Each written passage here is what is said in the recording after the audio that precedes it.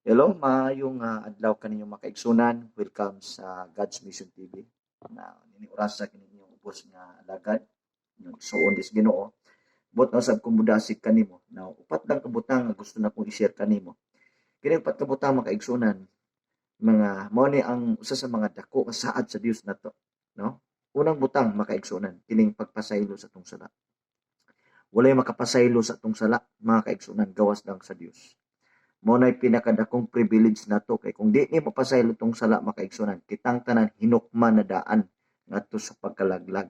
Salamat kita sa gibuhat ni Kristo makaigsunan ibabaw sa cross nga diin mo ay nahimong halad alang kanato aron nga kitang tanan makaigsunan malukat gikan sa tunglo sa sala. Subusa nagsaad si Kristo nga kung atong isugit tong mga sala diya kaniya siya ngalan. So siya lamang makapasaylo kanato. Ang kaninot na igsuon kay di lang kapasayloan, hinluan pa gyud ka. Muna nag-ingon ang Bible nga if you confess your sin, God is faithful to forgive you and to cleanse you from an unrighteousness. So dako na privilege nato nga gihinluan ta. So muna usa sa dakong saad sa Ginoo pasayloon nimong sala. Kung ikaw mga ipasaylo, isugid nimo imong sala, diya kang Kristo. Kang Kristo wala na lain.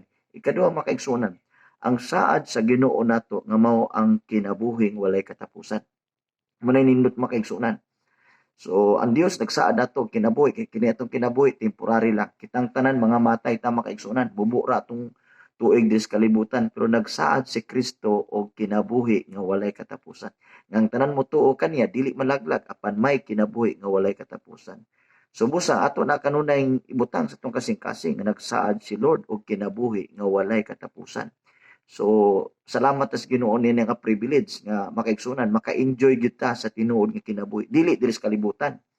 Kay daghan man dis kalibutan bisa pa unsa ka kadato naagyapon kay problema, naagyapon kay kahadlok, naagyapon kay pagbati nga dili mao makaigsunan, maot nga pagbati, kabalaka, kahadlok, pagdumot mga kaigsunan. So dili na hingpit nga pagbati sa kinabuhi. Ang hingpit nga pagbati sa kinabuhi sa nangnanas langit makaigsunan nga din ma-enjoy nimo ang kinabuhi nga walay katapusan. Ikatulo makaigsunan, of course kining saad sa Ginoo nga himuon kanyang anak. Ang tanan nga mituo kaniya, midawat kang Kristo, gitagag katungod nga mahimong anak sa Dios. Kitang tanan dili man ta anak sa Dios kay nakasala man ang tao. So ang nangamahan nato ang yawa, muna yun sa 1 John 5 verse 19 nga girol sa yawa ang kalibutan kay makaigsunan tungod kay ang buhat sa sala no siya ay nakamanifest sa kalibutan gidisip niyang tao girol niyang tao gidisip niyang tao masalamat ta ni Kristo kay siya naglukat nato makaigsunan. So ang yawa nangamahan sa tao ngadto sa mga taong walay Ginoo silang kinabuhi. Muna nga ang midawat kang Kristo no gituoan nato si Kristo tong gibuhat niya sa cross mao nang rason nga nahimo kang anak sa Dios. Ang kondisyon mutuo kaniya mosalig kaniya imo siyang giangkon nga imong Ginoo personal ug manuluwas. So saad as Ginoo nga ikaw mahimo niyang anak. Praise the Lord. So kung anak ka makaigsunan, manununod ka, hears ka, sumala siyang saad.